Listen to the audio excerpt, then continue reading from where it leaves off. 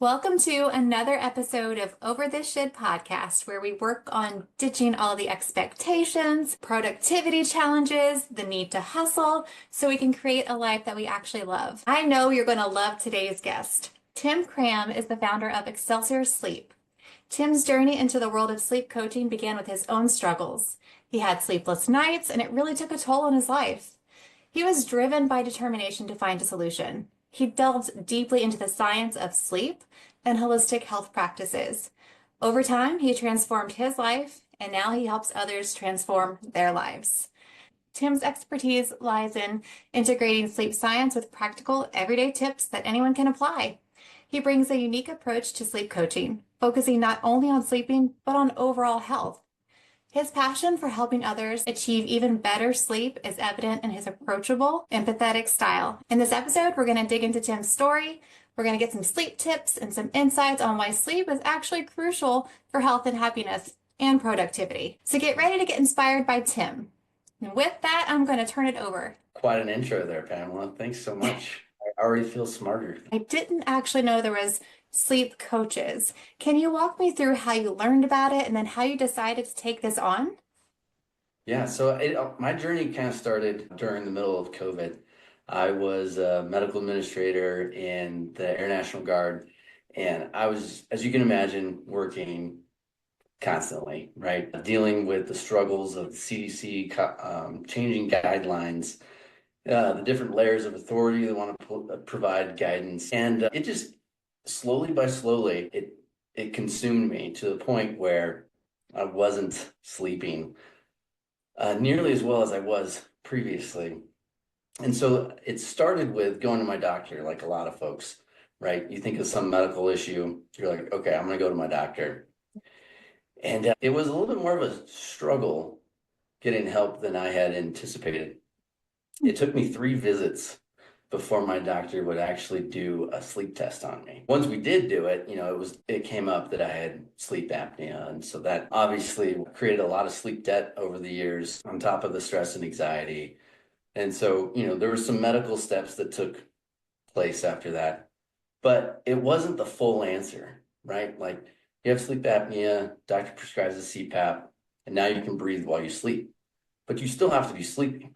And so I started getting into sleep science, circadian rhythm, your different hormones that affect your sleep, the food sensitivities, the gut health, and made small changes along the way and just really learned a lot. And so I wanted to take that knowledge and say, this was kind of a struggle for me to learn. How can I help people struggle less? To learn something as simple as sleeping that we do every day, right? So that's really where the passion came from. I love that, and that you've combined it with this overall approach to health. I think is really important. In your learnings, what's been the most surprising thing that people misunderstand about the sleep and whole health connection? Yeah, I would say the hormone piece and the gut health, right? Use my wife as an example. Hormones wasn't one of my personal story, but in all the research and education that I did, it came up, multiple times, and I started thinking about my wife. She constantly is one of those that just lays in bed, or used to be, I should say, lays in bed, twiddling on her phone till like midnight, 1 o'clock in the morning before she could even fall asleep, right? So as I'm doing all this research, more of this stuff is coming up, and I'm like, I think there's something off with your hormones. And when I say off, it's a different kind of off than what our medical professionals would say. So I don't want to come off as some sort of doctor. I'm not, right? I've done a lot of research, but I'm not a medical doctor. So I just want to make that clear too, as I'm giving these examples and tips. But we did a hormone test for her, and it turned out that her estrogen was elevated, not in any it wasn't huge, like the acceptable range, and she was minuscule amounts over that, right? And so we found a over-the-counter supplement, no prescription, just a natural supplement that she started taking. And within 2 weeks, she was falling asleep at 9:30 with me. And she's getting up, in the mornings, like before, if you're not falling asleep till midnight one, you're waking up at 8, 9, 10, right? If you're allowed to, if your life allows you to. And now she's waking up, she's going to bed and she's waking up at the same time as me. So that's one. The gut health is another. We're going through that with my daughter right now. And there's a whole bunch of things that it could be for her. But there are GI map tests that you can do, figure out what kind of bacteria, there's good bacteria in our gut too. But what kind of, if you don't have enough of the good or you have too much of the bad, and then taking some steps, whether it's changing your diet or maybe a natural supplement as well for that. But those would be the two bigger ones that don't get a lot of attention and people don't really think about. No, that makes sense. Hormones play into so much of how we show up. And I can't speak on behalf of men, and I am certainly not a doctor, but as a female, yeah, the hormones and in any kind of imbalance, mood changes, sleep patterns change, desire changes. Like, there's a whole pattern that can be disrupted in your life if you're not making sure you're taking in what you need and removing what you don't need. You hit on it too with the sleep, right? Because sleep affects your hormone balance. So if there's some hormone that's messing up your sleep, it just becomes a vicious circle, right? Can you tell us more about how the lack of sleep impacts productivity, mindset, your overall well-being in ways that people don't even realize that sleep is the culprit? Yeah. One of the bigger ones is so you have your short-term memory and you have your long-term memory. A lot of times when your body is converting those short-term memories into long-term memories, it's during your sleep. So if you're not sleeping, it creates performance issues in that you're not remembering certain things, right? I know coming from the Air Force, we have that checklist mentality, because we don't want to forget anything. But in reality, not everything can be put on a checklist, and there's so many different variables. So in life, our memory plays a big part in our productivity. I want to talk about two real world examples from my own life, and if you could help me walk through. I know I'm not alone in being caught up in hustle culture and really sort of having that type A personality and thinking about if I just work a little bit more, if I just stay online a little bit longer, then this thing will be accomplished or I can have a gold star. When you're working with a client who is struggling to sleep because they're staying awake late, working on projects, PowerPoints, whatever that might be, and getting up early to do the same or to start family life, how do you recommend that somebody whose propensity is towards the hustle and their productivity, that they slow down and prioritize sleep? Yeah, I'd say that's probably one of the bigger mindset challenges that I've overcome. Because at the end of the day, it's their choice, how they're going to be spending their time. So my approach is really just the education piece, trying to show them how important sleep is, show them how lack of sleep is uh, degrading their cognitive behavior, it's degrading their emotional balance, how that shows up in their work and in their relationships at work. But at the end of the day, it's their choice. I'm not in the business of telling anyone how to live their life. Everyone is individual. They have their own needs. So it's all about prioritizing sleep. My approach in trying to get them to prioritize it is the education piece, the short term cognitive behavior, emotional balance, the memory reconciliation.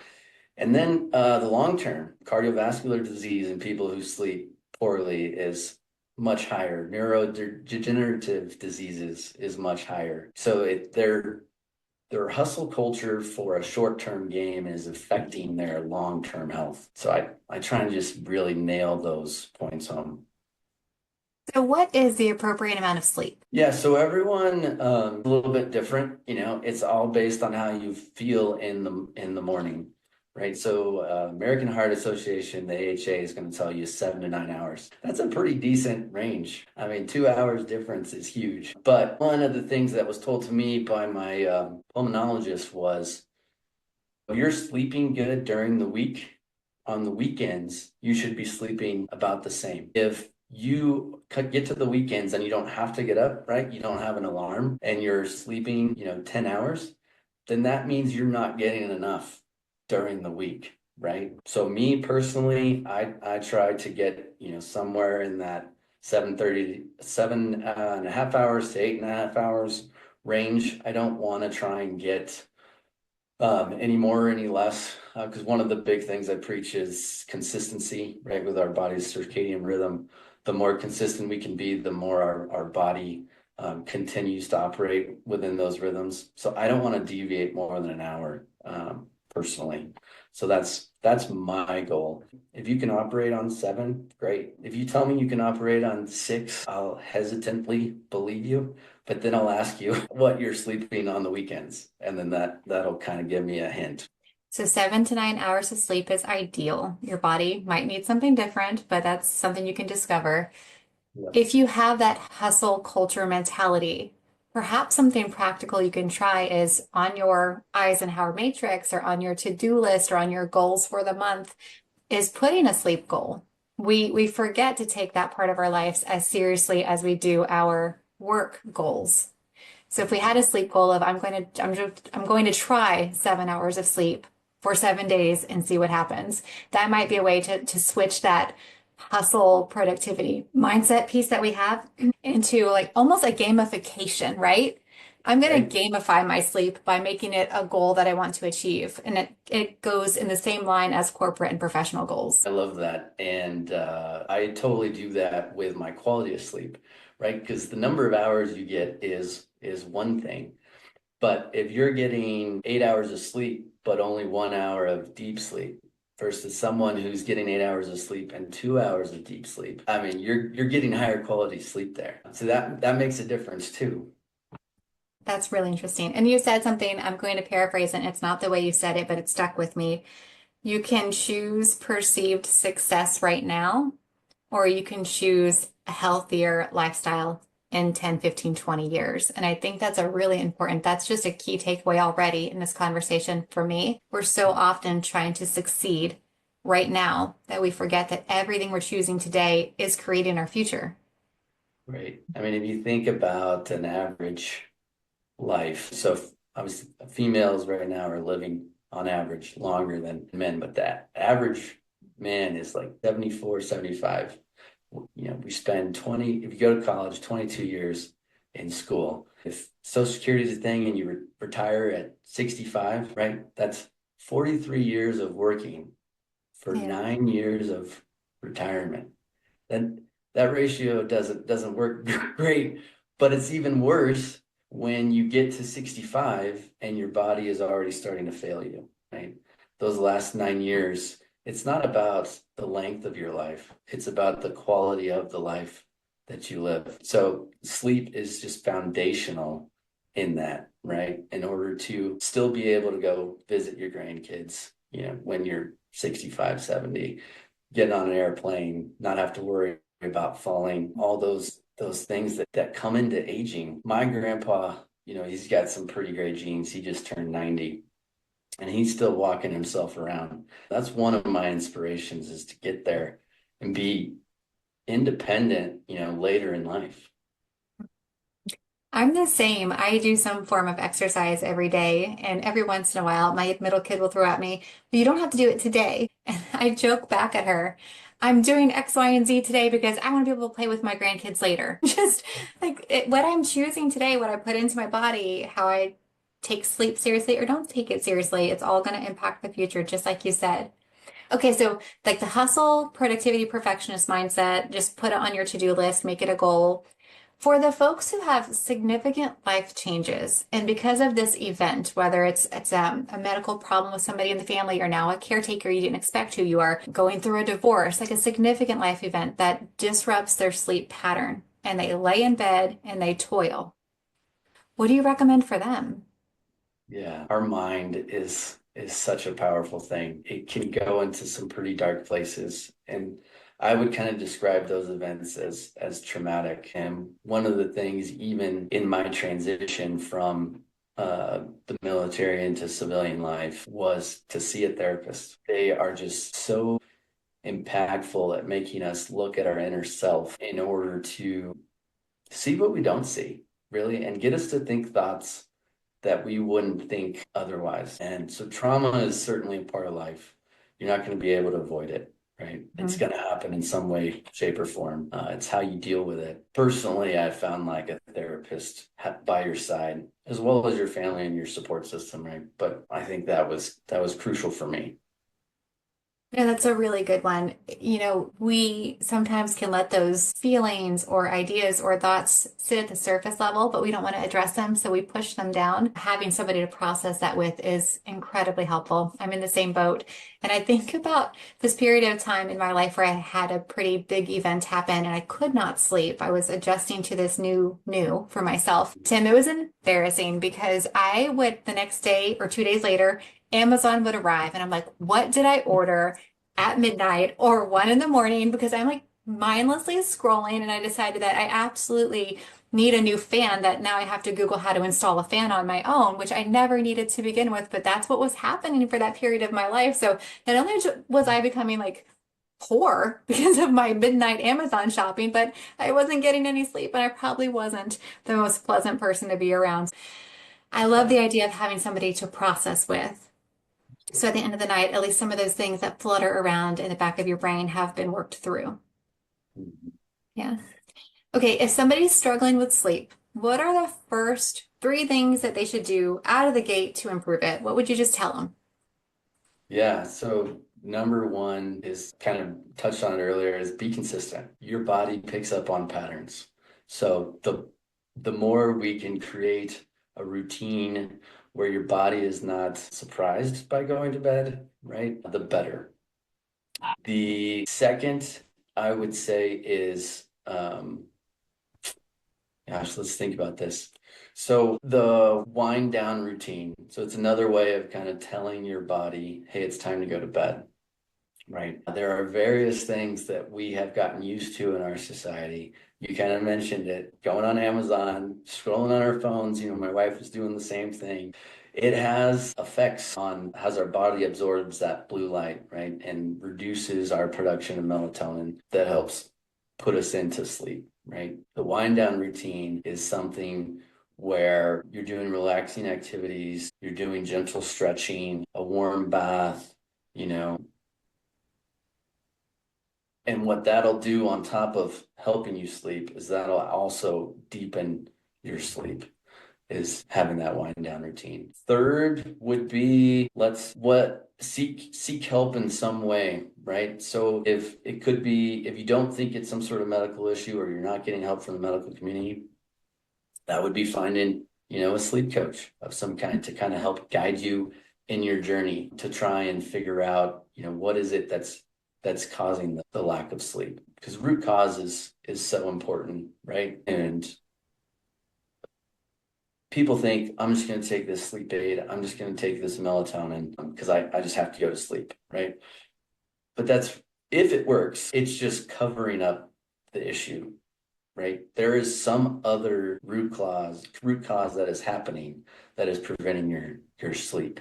And you're just kind of putting a band-aid on it. I hear a lot about turning technology off like a certain amount of time before you fall asleep.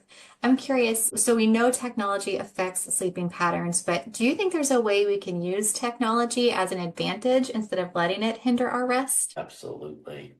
I have researched so many different products in my time. This last year, I've really gotten into sleep products in general. And so you think about technology, light, blue light, blocking our melatonin, right?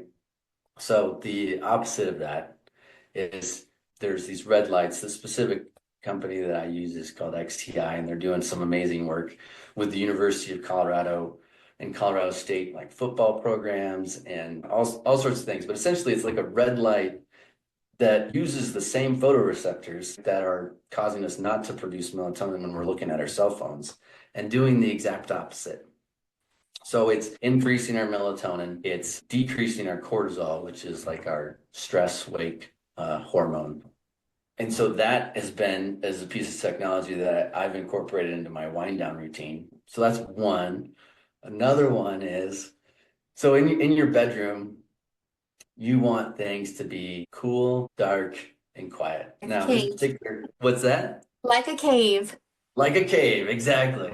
So this particular time of year in Colorado, I don't have that issue, right, of staying cool. So I'm good there. But other parts of the country and in the summer months, it can get pretty warm. So I got this other device that cools water and runs it through my bed in order to decrease. Yeah, I know. It's trippy. At first, I was like, this can't work. I'm telling you, not only does it work, it actually made my sleep deeper. So that's two pieces of technology. There are so many more, but I'll just leave you with those two. That is so interesting. I've never heard of that. For the ETI, yes, for that. Yeah. Is that like a sauna that you sit in? Is it a device that you hold? It's like a lamp.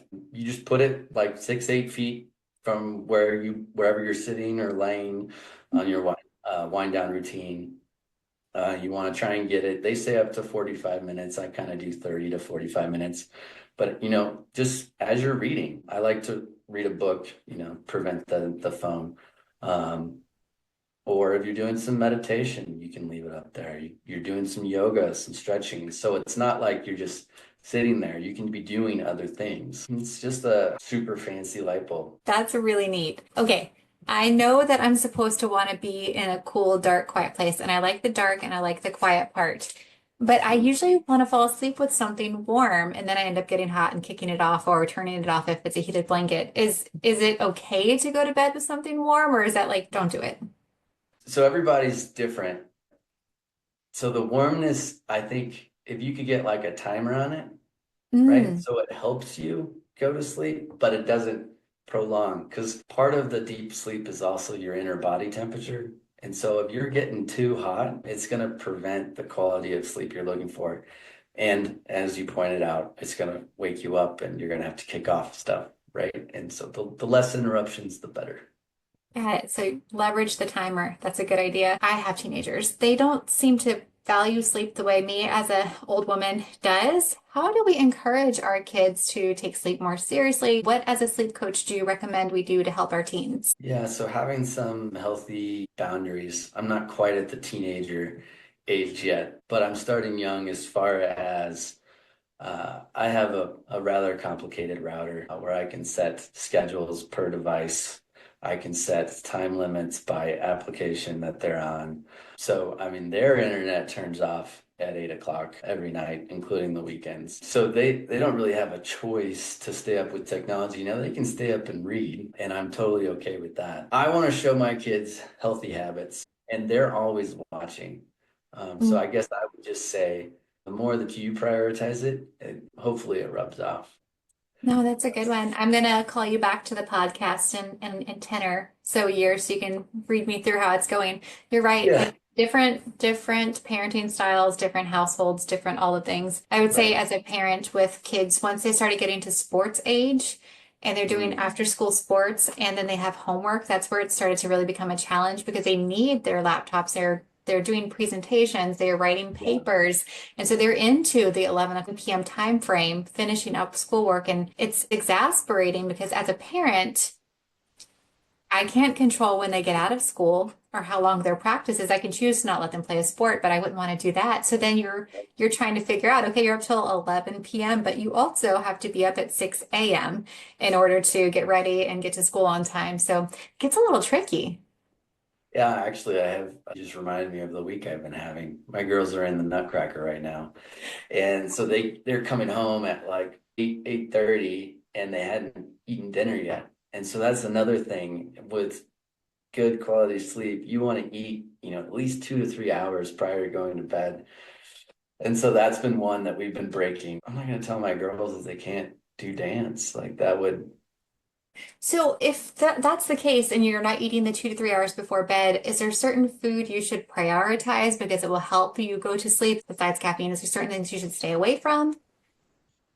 yeah, no, obviously the caffeine one. The other one is kind of spicy foods, and I love spicy food. So that Same. one can be hard for me. But no, you kind of want the slow release carbs, nuts, whole grains. So like almonds and pistachios are great. Like it comes down to what your body is sensitive to, and that's something that we also offer with Excelsior Sleep is the food sensitivity test. And so, you hear a lot about lactose intolerance and dairy and gluten-free and all that sort of stuff. So obviously, if your body reacts to gluten, the closer to bedtime, the worse of an idea it is. And another one that can be a struggle, especially with work trips, is alcohol. You don't want to have alcohol late into the evenings either. You'll go to bed faster, you will not sleep deeply or as long as you could have otherwise. So the whole nightcap mentality is another one to avoid. That's so interesting. So I want, can you myth bust for me? My grandpa, who is, one of my favorite people on the planet, he used to tell us to drink warm milk before bed. Is warm milk even a thing? Is that something we pass down to our kids? I can't say that I've looked into that one. My first thought goes to like the lactose intolerant, just dairy sensitive folks out Mhm. there. The warm makes sense. If you can get it like a non-caffeinated tea, like that is super soothing, and that part makes sense. It's the warm milk piece that doesn't. I'd have to look into more, but We've myth yeah. busted my grandpa. What about that lucky couple out there who one of them is sleeping with a snorer? You can't smother them because it's illegal. It's a crime. So what do you recommend that person do? Yeah, so there's a couple different options for them depending upon their severity. One of them could be, elevating the head of the bed. If you don't have one of those mattresses that moves, you can get some slanted pillows. The other is figuring out, what airway is it that they can get some of those nasal strips if that works for them. Snoring, while it doesn't mean you have sleep apnea, is a leading indicator of sleep apnea, which we didn't dive into it earlier when I mentioned it, but basically it's when your tongue falls over where you're bringing the oxygen into your body and you literally stop breathing. So snoring is a leading indicator of that. So depending on your family history, and some other indicators as far as like quality of sleep, how many times you're waking up through the night, that may be a sign that you need to get tested for sleep apnea as well. You mentioned that you track your sleep. How do you track your sleep?